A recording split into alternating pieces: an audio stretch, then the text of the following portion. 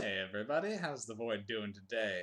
Phoebe Rizzo back once again, and, well, another movie that I think needs a little bit more attention. I mean, this one does have a decent following in the horror field, but I think it really just deserves a little bit more recognition, especially since it's more of a horror comedy and could therefore reach a wider audience.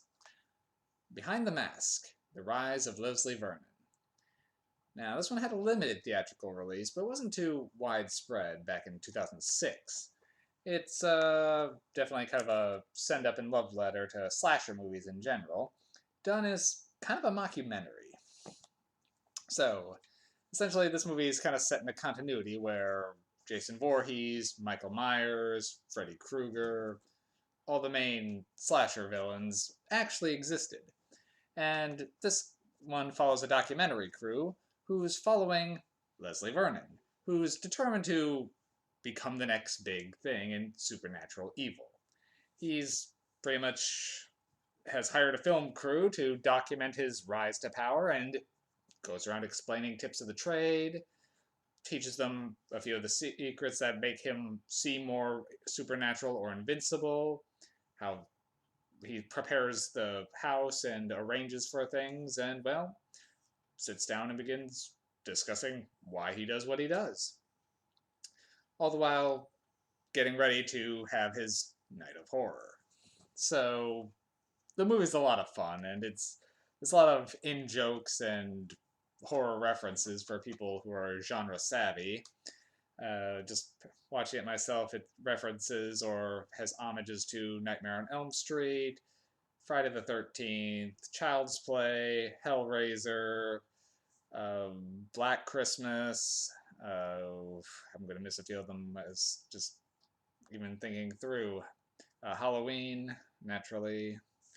But, and also has a lot of horror cameos. While the man who plays Leslie Vernon doesn't get too, then I think he is on a few TV series, is Nathan Basil.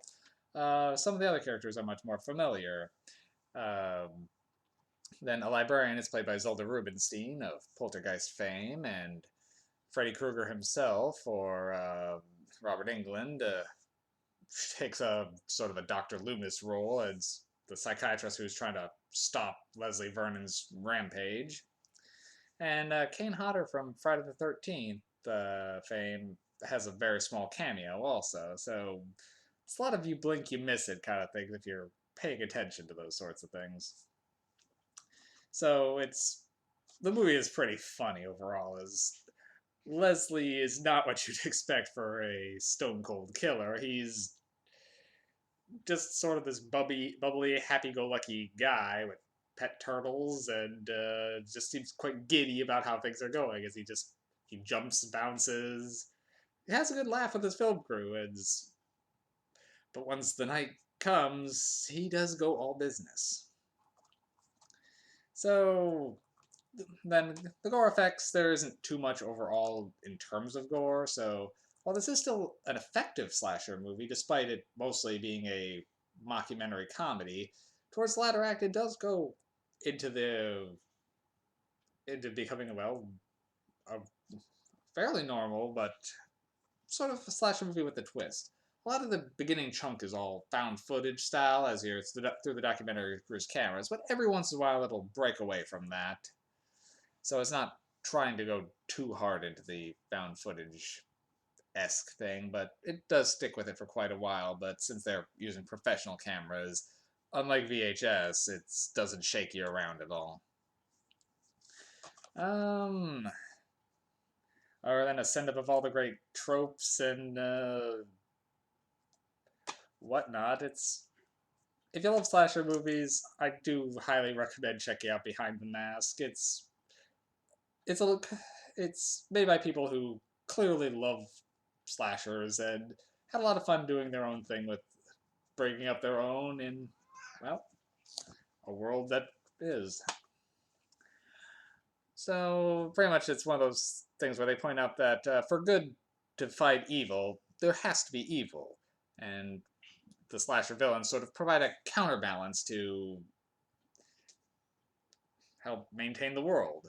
Essentially, good can only exist by when having something to cast itself against, to overcome, and these people are willing to step in and fill that role.